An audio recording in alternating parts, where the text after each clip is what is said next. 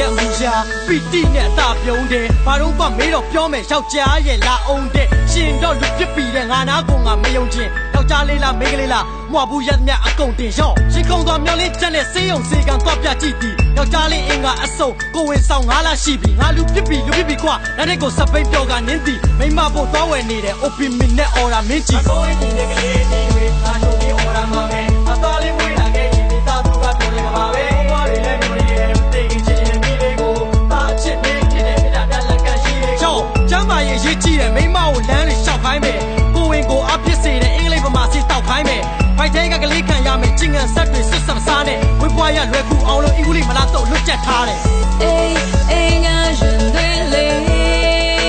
ပျော်ရွှင်စရာမိသားစုလေး